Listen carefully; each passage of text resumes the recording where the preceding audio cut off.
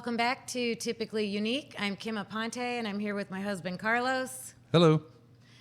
So when we left off on our last episode, we are waiting for the results of the bone marrow test to make sure Aiden got into remission so we can start the transplant process. Right. So as we talked about in the last episode, this was probably his sixth bone marrow test. And those results are going to align with the donor and what they're doing. So we're waiting to see these results so we can align with the donor. Get the timeline going. Get the timeline going. We have to be there 10 days before so we can do all the conditioning. So that's our mindset, right? We're focused on that and we're ready to go and hopeful that these results come back and they tell us the date we would go back to the hospital. And again, we're also hoping maybe we can stay home for a little bit, right? You know, instead of just a couple days, maybe we can stay home for a couple weeks. You know, we want to get this done, but it just feels better at home. So I think the first journal entry kind of mentions the results of the test. Yes. So Okay. I'm going to read All right. the day we get the results. This is February 1st, 2012. Today was about as bad as the first time Aiden was diagnosed. I was that blindsided. I really didn't think that there would be anything wrong with his bone marrow test. I was at school. It was almost time for me to start calling for the buses, and I saw that the doctor had called. So I went into a room and called her back. She immediately told me the news that she was so sorry to tell me that they did not get all of the cancer with his last round of chemo, and he still had about 5%. She basically said we would come in for more chemo this Monday or Tuesday. And she said she would call me tomorrow with the plan. I got off the phone and went to my office to have a breakdown and call Carlos. I told him the news and asked him to come home from work, and he told me he was already home. I cleaned myself up and gathered my things and went to tell my principal the news and that I needed to leave. I called my mom from the car on my 5-minute drive home, and she was also very upset, to say the least, at the news. And I felt so bad because she was bringing us dinner as soon as she picked up Carly from basketball practice in about a half an hour. I asked her to get it all out now and not be upset in front of Carly and not to tell her. I got home and collapsed into Carlos's arms. I cried hysterically for a while, and then we talked about what the doctor said. We decided to go downstairs and tell Aiden now and Carly when she got home. Aiden listened and said something along the lines of, "How much time is this going to take?" or "This is taking forever," or something like that. He didn't cry or get upset. Carly just listened, really didn't have any reaction, and didn't want to talk about it. My mom had brought over some meatballs, sausage, and sauce, so I put that on the stove to warm up, and we all just hung out for a little while and talked. I was on the phone most of the night with friends and family, and also had to run to the store for art supplies for Carly, and decided to get Dairy Queen for our crappy day. You see, that is the kicker. Life doesn't stop when you go through something devastating like this. You still have to have art supplies for school tomorrow, and you still have to get homework done and make arrangements for practice and games and work and shopping. You're living your life, and then you get one phone call that just changes everything. So now we're on to getting ready for a month plus stay in the hospital for the 7th time, and be there in 4 days, and getting the house in order, and packing, and shopping for supplies, and planning Carly's 13th birthday party in 2 days. It is simply just too much for any sane person to handle. So please excuse me for any ranting or nonsense on here. It is what it is. We're on to battle number 7. The doctor is calling tomorrow with the plan, and it better be a good one. Wow. Yeah, that takes me straight back to how we felt in that moment. That when you said you started that journal entry by saying you were blindsided, we were completely, we did not expect that one iota. No. And I usually try to plan for the worst, and I did not. There was no even thinking that. We didn't even want to think any thought that was going to be a negative outcome. We didn't see that one coming. And, we believe in positive thoughts, positive energy, and stuff like that. So this really did not enter in. Plus, after the 5 rounds, Aiden had finished that 5th round, the first time. And, all the cancer was gone. Everything seemed great. He was, responding to the chemotherapy. We thought, he powered through the round 6, right? This extended round, and did really well in that. But we did get some ominous news, though, kind of around this time, too, where one of the doctors, and I don't know his exact role, Kim could probably spell that out specifically what this person did, but he was more of a, involved, but more on a supervisory level, like maybe the supervisor of the doctors and everything. But he had some patients as well. But he came to me one day, and I was sitting and talking to him, and I says they really didn't want to do a lot of this next round, and we'll get into that in a little bit. But I told them, I said, look, we got to do everything we possibly can. Bone marrow transplant, bring it on, right? But I did ask him, I said, what's, the possibility here? Like what, survival rate are we talking? What's the percentage here? Because we got some percentages in the past with what ALL was and what AML was, and AML was the worst one. And this doctor looked me straight in the face, no bones about it. And he's like, your son's probably got about a 15% chance of survival. I was like, what? And he's like, yeah, 15%. And I thought about it for a second, and I was like, the odds have been in his favor a lot, and it hasn't turned out right because he's not typical, and maybe he's a little unique, that maybe a 15% survival rate for Aiden is probably an 85% survival rate for Aiden. So I tried to take that 15% and make it as positive as possible, but I know that comes up a little bit later, so I don't want to dwell on that too much. So, no, go ahead. Well, there's one thing I wanted to add about that. I never publicized that. We knew that number, and I might have told a couple people, like family members or things like that, but we just heard that and were so shocked, and we didn't want to put that out there either. And from that, so keep that in mind as Kim reads this next journal entry, because there's a lot of what to do next, right? So yeah, let's jump into that, and then we'll try to explain who these doctors are a little bit, and move forward from there. So, and the one last thing, that part that I read, I felt so bad at the time, and now looking back, to put my poor mother in that situation. I mean, that was just horrible because we were on such a time crunch with like picking Carly up and if I could have done that again, I would not put her in that position because she had to pull herself together. Yeah, that wasn't fair to do, but I clearly wasn't thinking clearly either.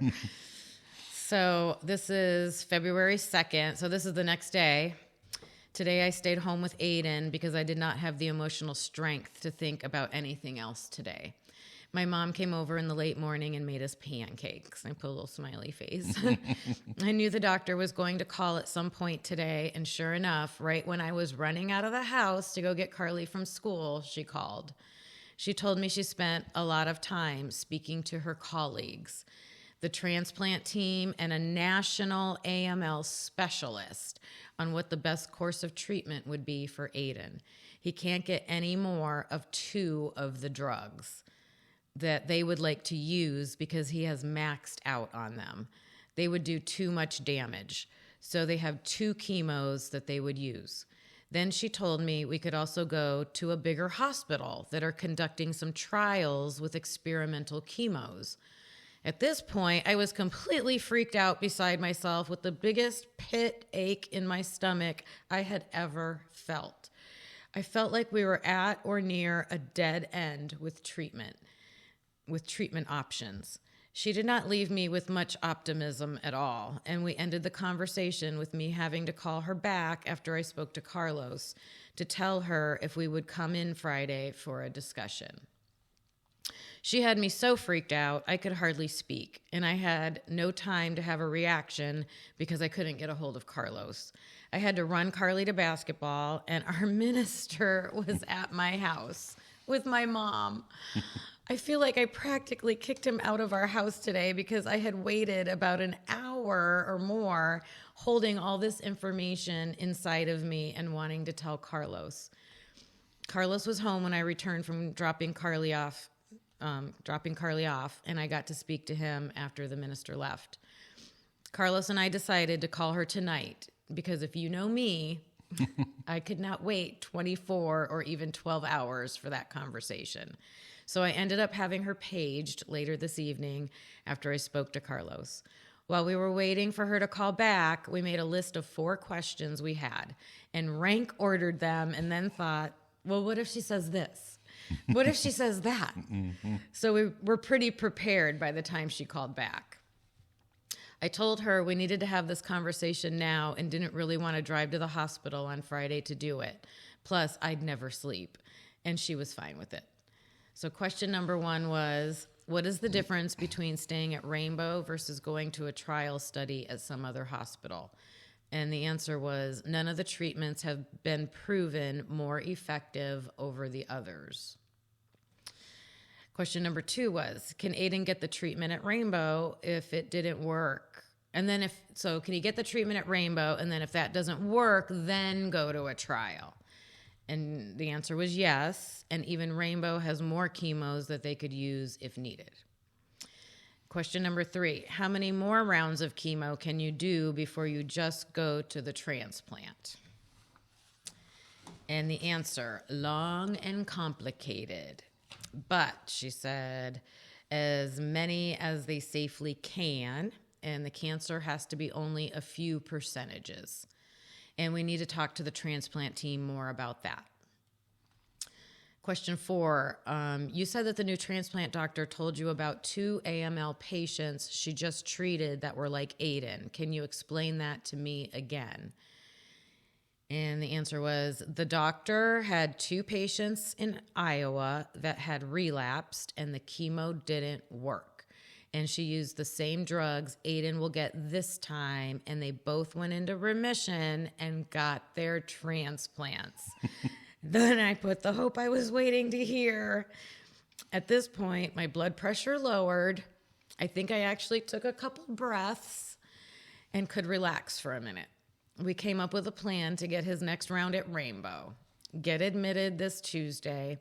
Let Aiden get his echocardiogram while he's in the hospital, and they will start chemo on Wednesday. It will be 5 days of 2 different drugs, and I don't know if they are simultaneous or not, and it'll be another 6 weeks in the hospital, at least, because I don't know what the next steps are after that. All I know is that we have a plan, and I'm going to get it all down in writing and make sure it is executed to the T. So that is why I said on Facebook, this sucks in 55 million different ways. At one point, we thought one of us was going to have to pack up and move to another state for who knows how long, possibly lose our job, not have health insurance, and didn't really know if that would even work. Seemed like 55 million to me. But now we have a plan. It has worked for others, and we are hopeful. And I just thanked everybody for their outpouring of love. So I remember some of that conversation. I don't remember the first 3 questions and answers, so I must have been completely focused on the last one where the doctor had said, hey, the new transplant doctor had said, hey, I have had similar cases to your son. Antennas went up. gave them the round that we are going to try with Aiden this time, antennas way up, and it was very successful. They went into remission, got the bone marrow transplant. Boom. That is the information we needed to hear. Yes. But I want to take a step back for a second because we keep talking about doctors. So I want to be a little bit more specific. So for us, I think the best way to describe this is we had Dr. Red, we had Dr. Yellow, and we had Dr. Green. So Dr. Red was the doctor we have had since we started at Rainbows. There was a lot, and I'll let Kim explain a little bit more of the relationship, but there was a lot of tension there because we had questioned a lot of things, not in a bad way, but we're questioning everything. And I think when you are a seasoned professional, again, I'm trying to use positive terminology here, but when you are a seasoned professional, you do your job, you know how to do your job, and what are these newbies coming in here and either questioning me or questioning the process and questioning the procedures, it gets to, maybe it's something that's graded. So I would say, with all love and due respect, that Kim and Dr. Red probably didn't have the best relationship. Is that fair to say? Fair. And how would you describe Dr. Red in your words? Impersonable, if that's the word, if that's a word. We'll just go with that. So Dr. Red was the person that we were asking these 4 questions to that Kim just read and offered up that information. Dr. Yellow was kind of the person that was maybe overseeing the whole division, but still a doctor, had some patients, but kind of overseeing this. So anytime we had issue or complaint with maybe Dr. Red, we would go to Dr. Yellow and say, look, this is frustrating. We're not trying to be a pain, but we're scared. We have questions, and they were pretty nice. They were okay. And also it was Dr. Yellow that sat in front of me and looked me dead in the eye and said, your son has a 15% chance to survive at this point where we're at right now. Literally where we're at right now. Yep. So that made a lot of things swirl in our head, which we'll probably talk about in a little bit, but we had to make decisions. Are we staying here? Are we going to somewhere else? Are we trying something else? Because Dr. Red hasn't solved the problem at this point. Dr. Yellow doesn't have a lot of faith that things are going to turn out positively. Fair to say, Kim, at this point? So now we come to Dr. Green. And like we've talked about in the past, there have been people somehow, some way, have come into this situation and have helped us. I don't know how the timing has worked, but in a very early episode, we talked about a gusher of a nosebleed that Aiden had. Nurses were running around, couldn't stop it. Aiden thought he was just going to pass out, and I was freaking out, and I'm usually pretty calm. And this PCA, patient care assistant. Thank you. Comes in and resolves the situation. Never see that PCA again, ever.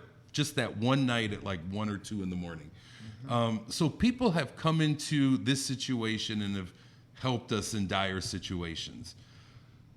Dr. Green showed up at the time where we were at our wits' end. And Kim was truly at her wits' end. And this person, and we'll talk about it here in a little bit, but Dr. Green seemed to be what we were looking for at Rainbow and what kept us at Rainbow, even though we were thinking about doing something else. So we had, and this journal entry made it seem, well, and obviously all this happened in one day. In my mind, the discussion about going to, it was St. Jude's that was doing the trials. Like that's where you go. That's what they do there, is they're conducting trials with new medications, and when they find courses of treatment that work, they share that with other hospitals. Right. And so I just remember having long conversations about that. Like we were going to make that. seriously considered it, Yeah. and we were trying to figure out, which one of us would go, and then how does that work? Because you're not working we didn't have remote work back then. Yeah.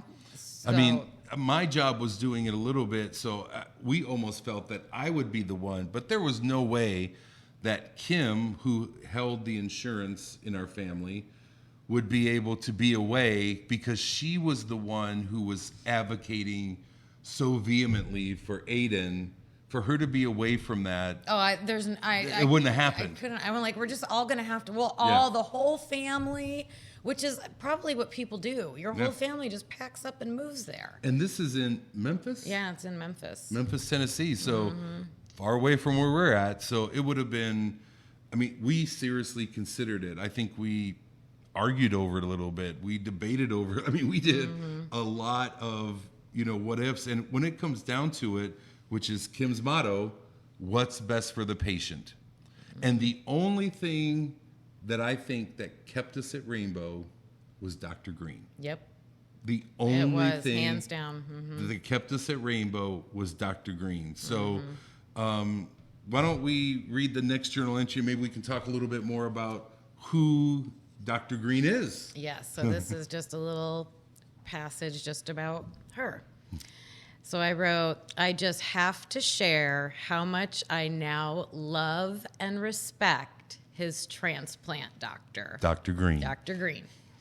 She took time to come talk to me today to express how determined she is to do everything she can for Aiden, and that she is doing exactly what she would want for her own kid. And she treats all kids like her own. Love that. She is the only one of Aiden's doctors ever to say that. And she did it all on her own, because I believe she really feels that way. You can just see it in her eyes. It made me feel really good, and that hasn't happened a lot lately, so I'll take it. I remember that. I remember the room we went to. And I believe she just came out of the blue. Like, it wasn't I didn't ask for her to come talk to me, which I would usually have to do with everybody else, like beg, to talk to the doctors. And she came on her own, took me in a room, and I just felt like, because she saw me, like she could see how we were feeling, and with all the questions we had, and she just knew I needed reassurance. Right. She was, I remember going into that meeting, and at the time I had just got an iPad. So probably the first iPad that came out.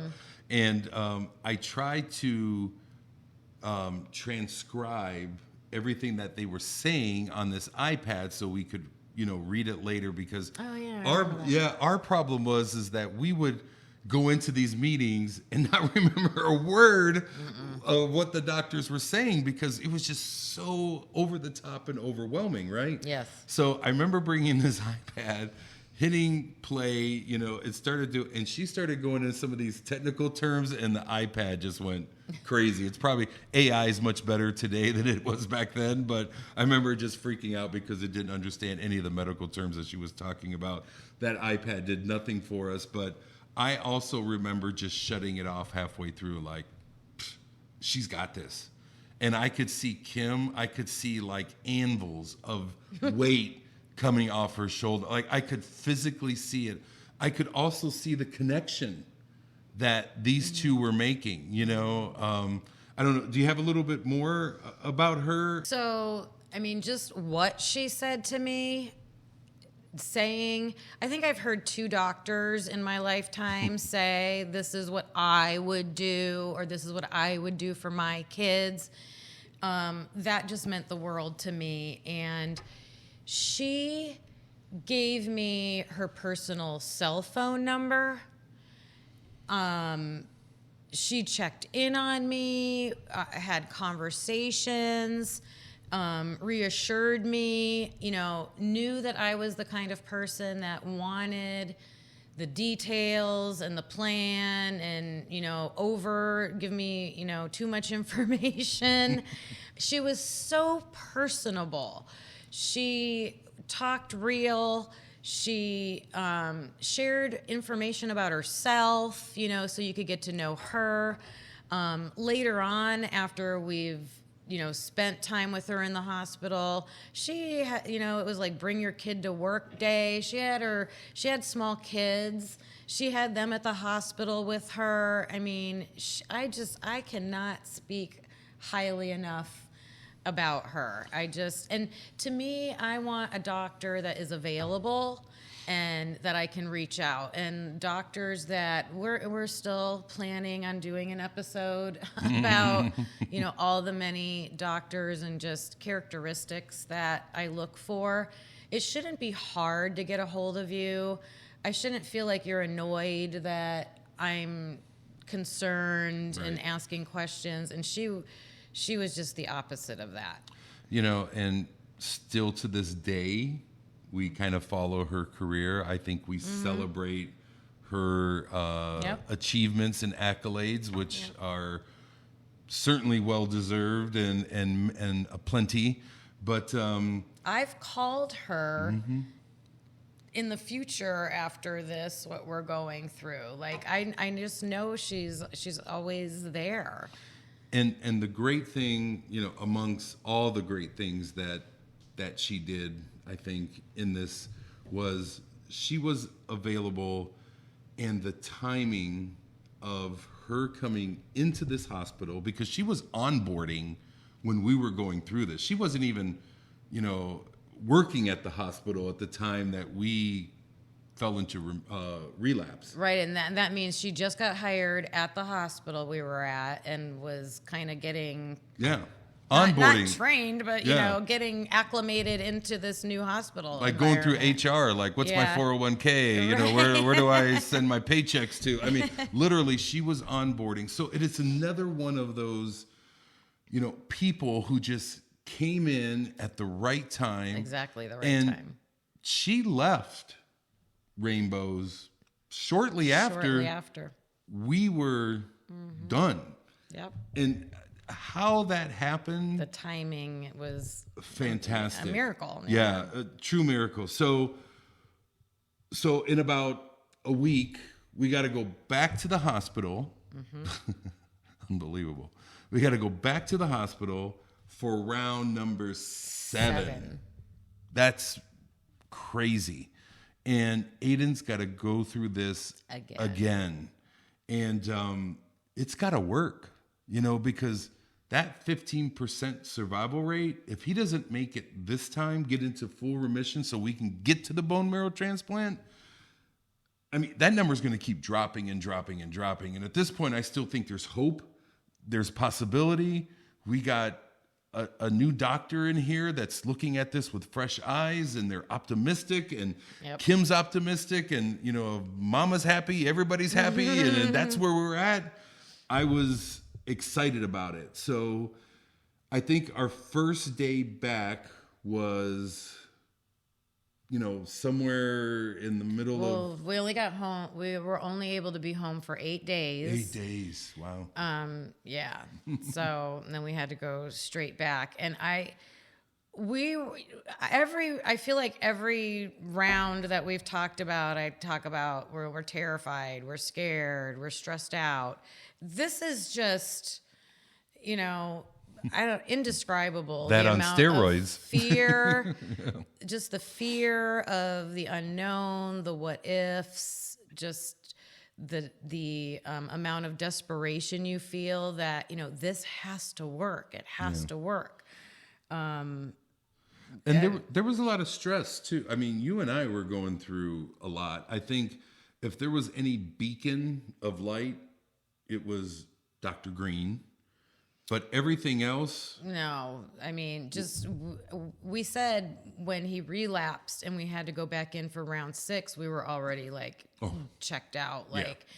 like physically being able to do it and emotionally being able to keep our spirits up and things like that was so hard. It was so hard. I don't think spirit was in our vocabulary. I mean, we had struggled. We had struggled personally. We had struggled in our relationship. I think a lot of the tension and frustration started with between us. I mean, we certainly spewed a little bit on Dr. Red. You know, and I think, you do it how you do it, baby. But, you know, that was, I mean, I think that was a good transition that happened. But, you know, poor Carly was just, she's like, this is just going to go on forever, you know, and I'm living this alone life, you know, for almost 2 years now.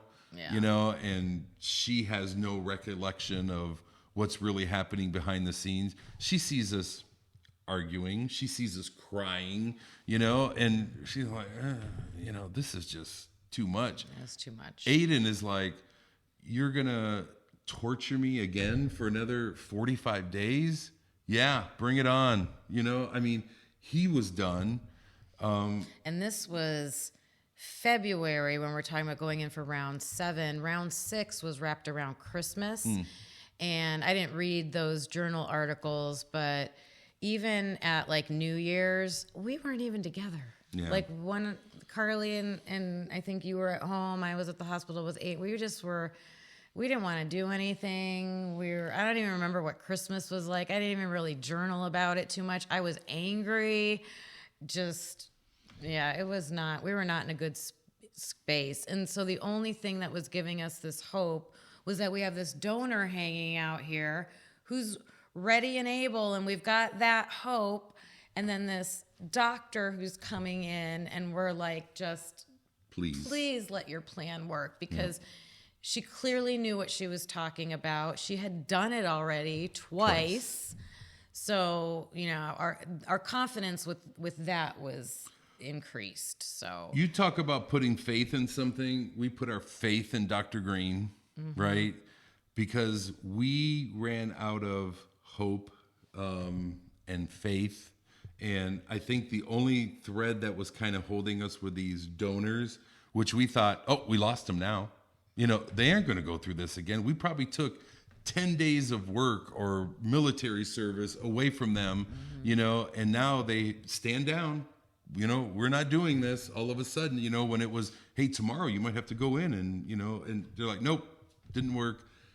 And how are they going to come back, you know, to do this? So that all fear came back in. So there was just too much stuff piled on top of us for us to even see each other eye to eye in this and try to work through it.